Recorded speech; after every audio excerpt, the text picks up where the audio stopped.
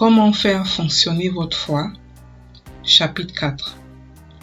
Livre écrit par le pasteur Chris Oyakhilome. La traduction et la lecture vous est offerte par Les Vérités de l'Évangile. Chapitre 4. Recevoir est un acte de foi. Hébreux 11, verset 6 dit que sans la foi, il est impossible de plaire à Dieu. La foi est la réponse de l'esprit humain à la parole de Dieu. En d'autres termes, c'est le pas que vous prenez en réponse à la parole de Dieu qui vous est parvenue. Dieu est un Dieu de foi, et cela est différent de la fidélité. Lorsque je dis que Dieu est un Dieu de foi, je veux dire par là qu'il vit et opère par la foi, et il s'attend à ce que nous, ses enfants, nous faisons pareil. Dieu est un esprit, et nous sommes aussi des êtres spirituels, mais nous vivons dans un monde physique et matériel. Par conséquent, nous devons marcher par la foi. J'ai dit plus tôt que lorsque vous priez, Dieu vous répond. 1 Jean 5, verset 14 à 15 nous dit « Nous avons auprès de lui cette assurance que si nous demandons quelque chose selon sa volonté, il nous écoute. Et si nous savons qu'il nous écoute, quelque chose que nous demandions, nous savons que nous possédons la chose que nous lui avons demandée. » Fin du verset. En d'autres termes, après avoir prié ou demandé quelque chose à Dieu, votre rôle est de commencer à agir comme s'il avait fait ce que vous aviez demandé parce qu'il l'a réellement fait. C'est cela recevoir. Vous recevez en acceptant que Dieu a fait ce qu'il a dit qu'il a fait et que vous avez déjà ce qu'il a dit que vous avez, c'est la foi. Arrêtez de croire que Dieu va faire ce que vous lui avez demandé. Voyez plutôt qu'il l'a déjà fait et commencez à agir de cette façon. C'est ainsi qu'on reçoit, c'est la foi. Ce n'est pas par les pleurs que marche la foi. Rappelez-vous que la vraie foi fonctionne toujours. Si cela n'a pas fonctionné, ce n'était pas la foi. Chaque fois que vous répondez à Dieu par la foi, vous allez forcément recevoir un miracle. Il y a une histoire qui m'inspire chaque fois que j'y pense. Je me souviens du témoignage d'une chère dame qui a été guérie lors de nos réunions de guérison. Elle est chrétienne depuis de nombreuses années, mais elle est devenue complètement malade et clouée au lit. De plus, elle souffrait de douleurs atroces tous les jours. Personne ne pouvait ne serait-ce que la toucher. Sinon, elle se tortillait et criait de douleur. Ils ont dû lui faire un lit en bois pour qu'elle s'allonge à plat. Et ce lit qui a été utilisé pour la transporter. C'est dans cet état qu'elle a été amenée à l'école de la guérison. Lorsqu'elle a été portée sur l'estrade pour qu'on prie pour elle, j'ai perçu qu'elle avait la foi pour être guérie. Pas étonnant qu'au moment où j'ai prié pour elle, elle a été guérie instantanément et a sauté de son lit de malade. Après sa guérison, lors d'un entretien, elle a expliqué comment elle est arrivée à sa guérison. Elle a dit qu'elle avait écouté à plusieurs reprises certains des messages que j'ai prêchés sur la foi et sur la prière. Elle a spécifiquement mentionné les messages qui sont les 2 sortes de foi, le genre divin de la foi et la prière qui prévaut. Elle a dit « J'ai écouté ces enseignements encore et encore et cela a renforcé ma foi. » Elle a fait une autre déclaration remarquable. Elle a dit « Je suis chrétienne depuis longtemps et j'ai prié et crié à Dieu pour qu'il me guérisse. J'ai pleuré tous les jours, mais en écoutant le message intitulé la prière dominante, elle m'a entendu dire dans cet enseignement, c'est la prière fervente d'un homme juste qui est efficace pour changer les situations et non ses pleurs. Ce message l'a fait réfléchir et elle a dit, j'ai arrêté de pleurer. Elle a en fait compris en écoutant ces messages que ses pleurs constants tous les jours n'allaient jamais changer sa situation. Beaucoup de chrétiens ont besoin de réaliser cette vérité. Pleurer jour et nuit à cause de votre douleur ne changera rien. Ce dont vous avez besoin, c'est d'agir selon votre foi. Dieu n'a pas dit que les pleurs d'un homme juste sont très efficaces, mais la prière. Jacques 5, verset 16 dit, « La prière fervente du juste a une grande efficacité. » Cela signifie que c'est votre prière qui produit des résultats, pas vos pleurs. Ne me comprenez pas mal. Je sais pleurer dans la prière. J'ai prêché un message intitulé « Essayez les larmes ». Mais ce n'est pas de cela dont je parle ici. Je sais qu'il y a des moments où vous priez et où vous vous retrouvez en train de pleurer abondamment dans l'adoration et la supplication à Dieu. C'est une chose différente que de pleurer devant les situations. Cette chère dame a dit qu'elle avait compris qu'elle n'avait plus à pleurer et à implorer Dieu de la guérir comme elle l'avait fait pendant 6 ans. Elle a dit, lorsque j'écoutais les messages du pasteur Chris sur la foi, j'en suis venue à comprendre le vrai sens du verset qui dit, par ses maîtres sûrs, vous avez été guéris. En fait, sa foi était déjà éveillée lorsqu'elle écoutait la parole de Dieu.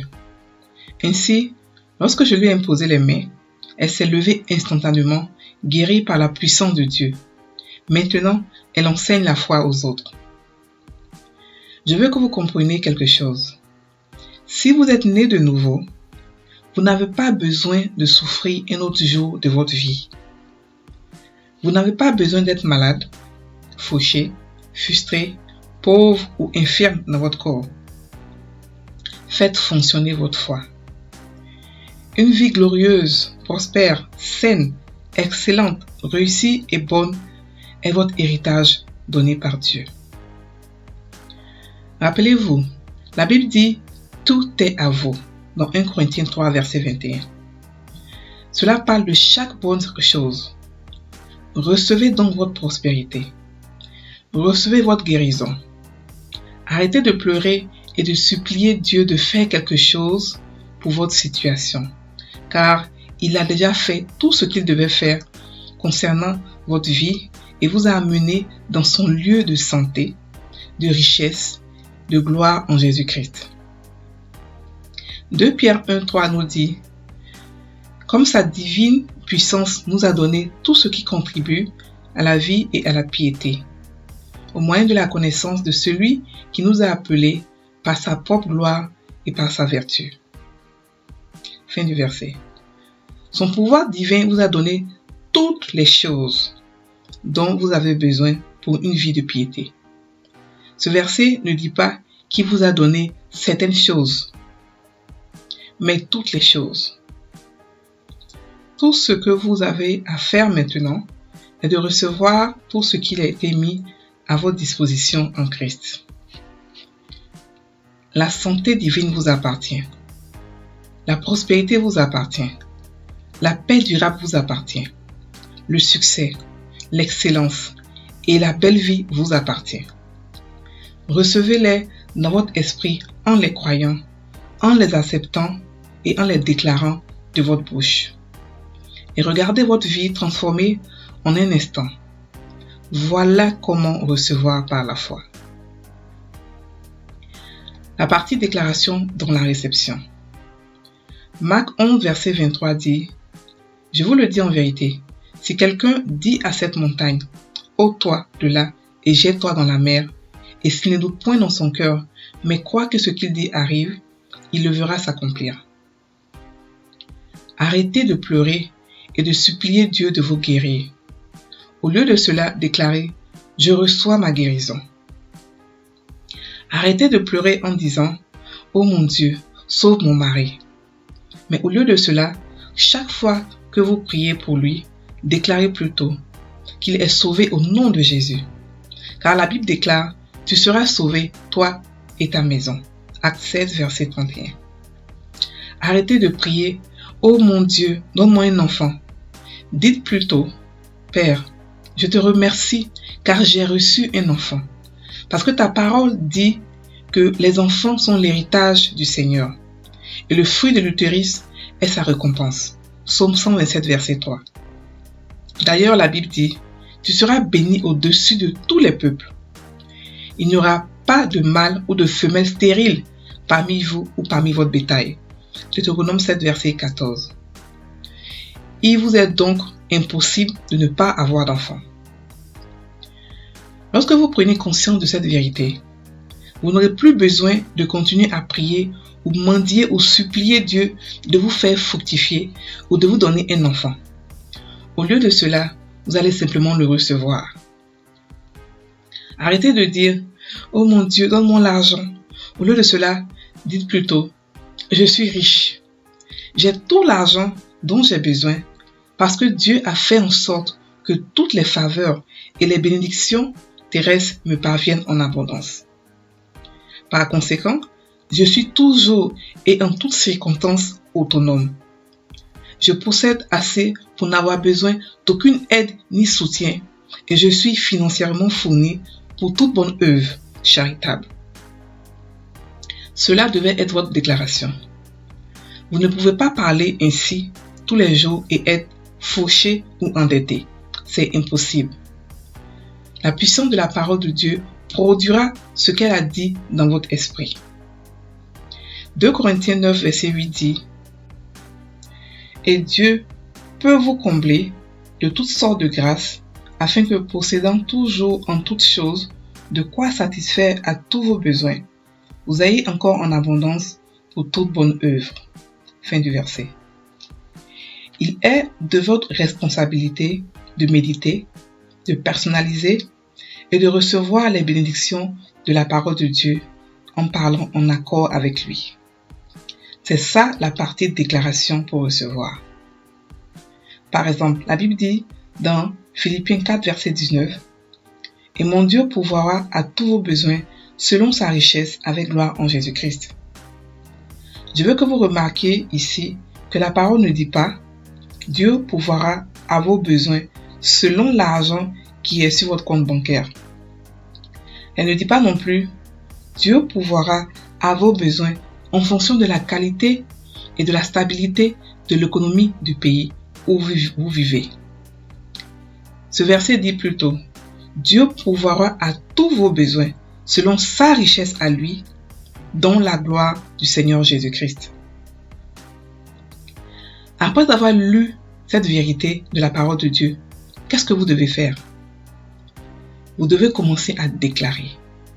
Je refuse de manquer ou de mendier de l'argent, car mon Dieu a généreusement pourvu à tous mes besoins, selon sa richesse avec gloire en Jésus-Christ.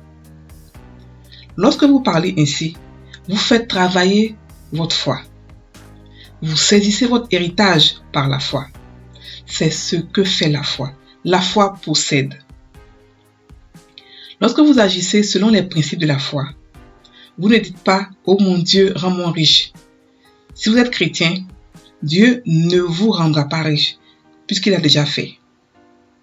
2 Corinthiens 8, verset 9 dit « Car vous connaissez la grâce de notre Seigneur Jésus-Christ, qui, pour vous, s'est fait pauvre, de riche qu'il était, afin que par sa pauvreté, vous fussiez enrichis. » Remarquez les vérités de ce verset. Dieu vous fait savoir que vous n'êtes pas le pauvre qui essaie de devenir riche, parce que il vous a déjà rendu riche. Alors commencez à déclarer votre richesse avec votre bouche. C'est la partie dire ou déclarer de la foi pour recevoir. Croyez avec votre cœur et dites avec votre bouche toutes les choses merveilleuses que Dieu vous a données comme indiqué dans sa parole. Jésus a dit dans Marc 11, verset 23, « Mais crois que ce qu'il dit arrive, il le verra s'accomplir. » Jésus nous fait savoir ici comment la dernière partie de ce verset est évidente et importante. Ce verset nous dit en fait que ce que vous dites est ce que vous obtenez. En somme, déclarer ou dire avec votre bouche ce que Dieu dit vous appartient dans sa parole est une des clés pour recevoir. C'est une clé pour faire fonctionner votre foi. La foi reçoit. Une fois de plus, examinons les paroles de Jésus dans Matthieu 7, versets 7 à 8. Demandez et l'on vous donnera. Cherchez et vous trouverez. Frappez et l'on vous ouvrira. Car quiconque demande reçoit. Celui qui cherche trouve et l'on ouvre à celui qui frappe. Ces mots sont les déclarations souveraines de la divinité. Ce sont des vérités absolues. Notez la manière dont le Seigneur associe la demande, c'est-à-dire la prière, à la réception. Vous remarquerez ici que Jésus ne s'intéresse pas seulement à votre prière, mais aussi à votre réception.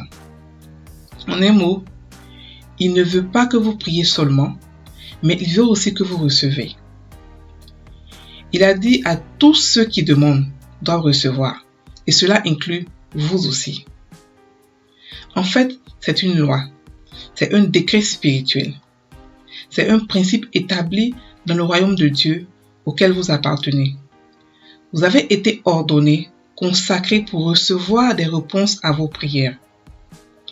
Vous avez été ordonné, consacré pour recevoir des réponses à vos prières.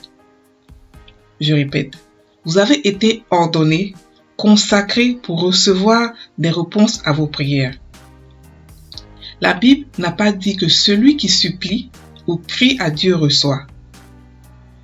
Beaucoup d'enfants de Dieu prient et supplient Dieu de leur donner ce que la Bible dit qu'ils ont déjà. Si seulement ils arrêtèrent de supplier et commençaient à recevoir. Laissez-moi vous dire quelque chose au sujet de la foi. La foi ne supplie pas. La foi reçoit. Souvenez-vous de ce que j'ai dit plus tôt. Prier sans recevoir est la religion. Et la religion ne vous donne rien. Mais la foi reçoit toutes choses. Ne soyez pas religieux dans votre façon de penser. Ne dépensez pas beaucoup de temps à vous exercer dans la prière sans comprendre comment recevoir. Cela vous conduira qu'à des frustrations. Jésus a dit à propos des gens religieux, dans Matthieu 6, verset 7, il a dit, en priant, ne multipliez pas de vaines paroles, comme les païens, qui s'imaginent qu'à force de paroles, ils seront exaucés. Fin du verset. Vous devez savoir que le volume de vos paroles, lorsque vous priez, n'est pas ce qui touche Dieu. C'est votre foi qui attire son attention. Croire et accepter que ce qu'il a dit vous appartenez, vous le possédez. Et ce qu'il a dit qu'il a fait, il l'a vraiment fait. Et c'est pourquoi agir de cette façon est l'essence même de la foi. La foi, c'est croire, approuver et recevoir la parole de Dieu comme la seule vérité. Votre foi ne fonctionnera pas si vous vous contentez seulement de croire ce que la Bible dit sans poser une action correspondante. La foi croit, elle reçoit et donc elle parle. La foi est un possesseur. Vous devez toujours justifier votre croyance en y ajoutant quelque chose. Et c'est la foi par les actions qui est démontrée par votre parole.